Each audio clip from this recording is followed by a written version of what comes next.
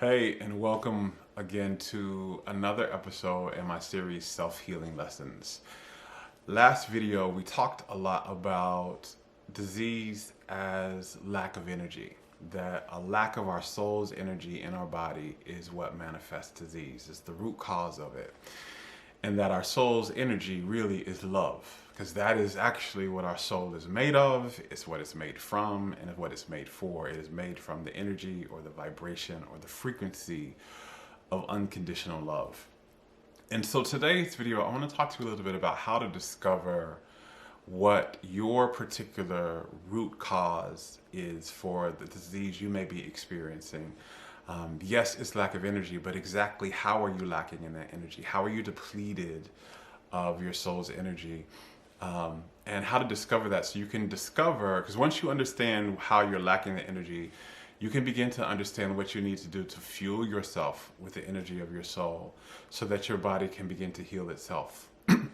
Because healing is fully possible when we have an energy surplus in our body, when our body is full of our soul's energy, when it's full of love energy, and it's overflowing. Our body will have everything that it needs to be nourished enough to heal itself and to experience well-being. So I want to share with you what I've learned over the years in this video about how to discover what is at the root core of the disease you may be experiencing.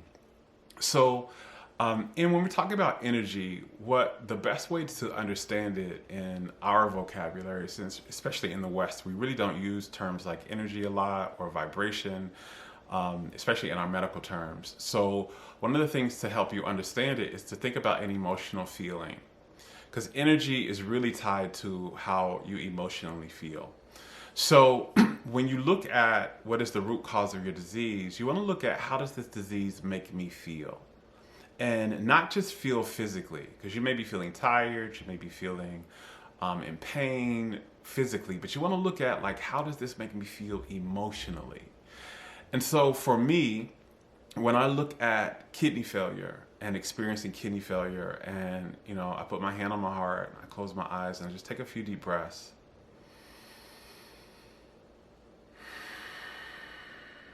And I ask myself, how does this disease make me feel? One is drained. One is, I don't feel free. I feel in bondage. And then also, I feel like a failure. So when I look at these three things, drained, bondage, feeling like a failure, these are the three things that drained me of the energy of my soul, because my soul doesn't feel drained. It feels nourished, it feels charged. It doesn't feel like a failure, it feels worthy. It doesn't feel in bondage. The soul is freedom, because those are all facets of love. Love is a multifaceted energy. It's not just one thing. Many of us have been associated love with like affection, but actually that's what we do when we love somebody. But love is a multifaceted energy, meaning it has many facets that develop it. And freedom and worthiness are two of the facets, and being nourished is another facet. And so I've been feeling that for a long time. So that's another thing. When you get the feeling, you want to ask yourself, how long have you been feeling this way? Well, I have been feeling drained for probably most of my life. I had a lot of problems saying no. I was always saying yes to things, always showing up, so that I was in overwhelm. I was always taking on too much.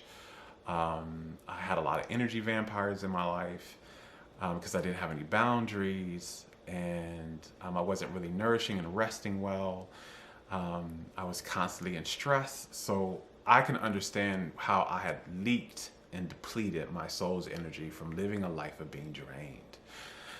Bondage, well, that's very clear for me, because for most of my life, I was always hiding or suppressing aspects of myself. I was never fully ever really my authentic self, because I grew up as a kid believing that parts of me weren't going to be accepted, that they weren't going to belong, that I'd be rejected for them, that I'd be ridiculed, or that I might even be harmed in some way for them.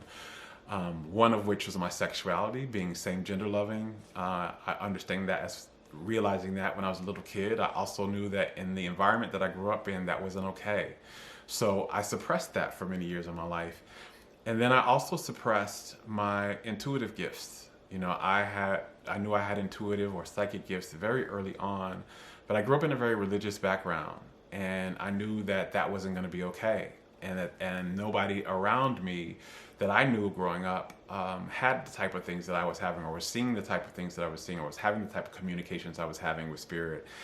And so I hid that and I suppressed that. But what happens when we suppress and we hide ourselves is we literally imprison ourselves, because we're not allowing the fullness or the wholeness of ourselves to exist.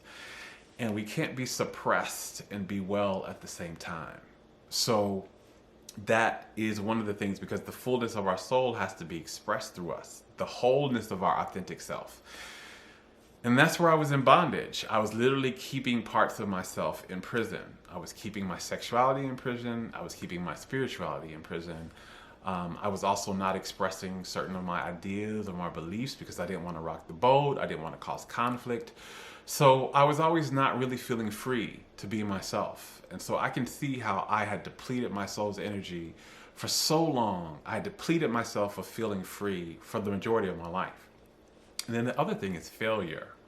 So when I was first diagnosed with kidney failure, I had just come out of college and I was working a professional job, and it wasn't really the job I wanted to do. At that time, I really thought I wanted to be a singer. I thought that was my purpose. And I wasn't singing anywhere. I was working this 9 to 5. And I wasn't making the money I thought I should be making right out of college. You know, I had gotten all of this kind of the narratives that, you know, you need to be making a lot of money coming out of school, and you've got to make it, and you've got to be, you know, grinding and hustling. And when I was comparing myself to that, I was feeling like I wasn't meeting the mark and I was failing. And so I had a very deep-seated feeling of being a failure. Even though I had this great degree from a great college, I had a good job, but it wasn't what I wanted to do, and I wasn't making the money I thought I should be making. And so I started to feel like a failure. And again, you can't feel like a failure and feel love for yourself at the same time. And so that's how I depleted the energy of my soul from my body for that. So that was kidney failure. So I understood, one, that the root cause of the lack of energy that led to the manifestation of the disease in my body of kidney failure was being drained, feeling in bondage, and feeling like a failure. And so the way to heal these things, the path to healing kidney failure for me, is to learn how to fuel my soul's energy through my body instead of deplete it. And disease is very much like, disease is not a punishment or a betrayal by our bodies. I know in a lot of our systems and institutions, we look at illness in our bodies as something we need to attack, as our bodies failing us or betraying us in some type of way. And looking at something's wrong with our bodies. And that's really further from the truth as it could be. The body loves us. It is our best friend. And when it becomes ill, it's not punishing or betraying us. It's trying to communicate with us. It's sending us a message. It's sending us a message that we are lacking the energy that our body needs to be healthy. Think of disease like this. Think of it like like the gas light indicator in your car. Right? So if you've been driving your car for a while, maybe you have a full tank and you've been driving, you're going cross town or out of town or back and forth to work or back and forth to school and the store or whatever, eventually your gas tank is going to get low because you haven't fueled up. You haven't refueled it. And when it gets too low, to the point where the car is about to shut down, like it's not going to be able to run anymore at all, and you know you're going to really mess your car up, what ends up happening is there's a signal. There's a light that comes on in your car that signifies to you, hey, you need to stop what you're doing as soon as you can and fuel up so that your car can run well. This is the exact same thing that the body is doing.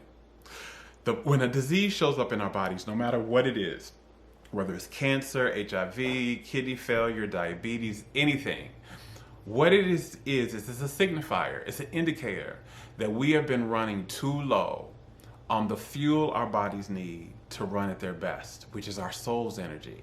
And we need to stop what we're doing, basically stop how we're living, stop how we're thinking, stop the behavioral patterns that we're offering that are depleting us, and begin to adopt the thought patterns and behavioral patterns and lifestyles that nourish us instead.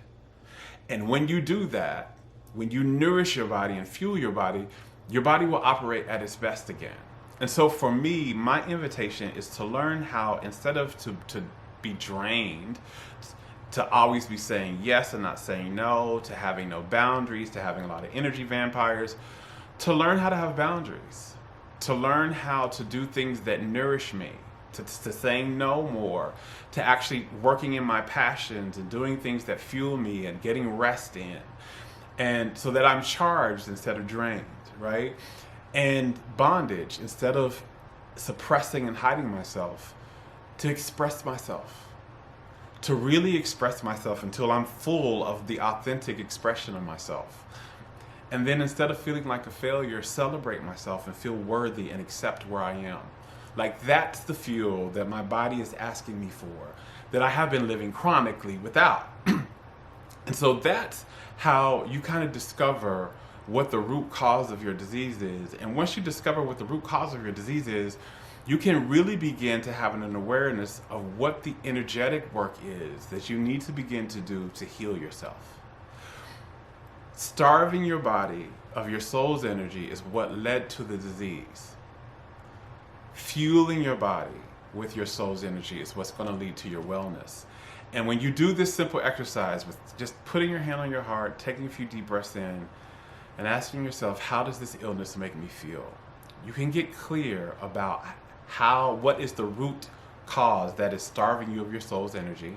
You can look at how long you've been doing that. And if it's a chronic disease, you've been doing it for a while. It doesn't just show up overnight. We don't just do this one like yesterday. I wasn't just feeling drained yesterday and then this disease showed up. I have been living like that for years.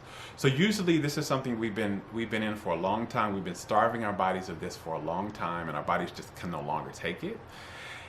And then you can get really clear about what's the opposite. How do I nourish myself with my soul's energy instead so that I can become well? So try that out. If you're experiencing a disease or an illness, it'll help you really understand, what led to the manifestation of this illness. It's not like it was your fault, because nobody teaches us this stuff. We don't learn this in school. They don't teach us this in our medical systems. So it's not your fault. You didn't intentionally do this to you. Nobody's teaching about energy. Nobody's teaching about your body's relationship to your soul's energy. But nevertheless, this is how things actually work. This is how health actually works. And now that you know this simple tool, you can really begin to take a catapult in your wellness and well-being journey, just like I am. I'm on this journey just like you. And I'll be sharing some more tips in the upcoming videos. I hope you enjoyed this one. If so, leave me a comment below and let me know what you got from this, and if you got any aha from it. Until next time, I love you. Now go love yourself. Bye.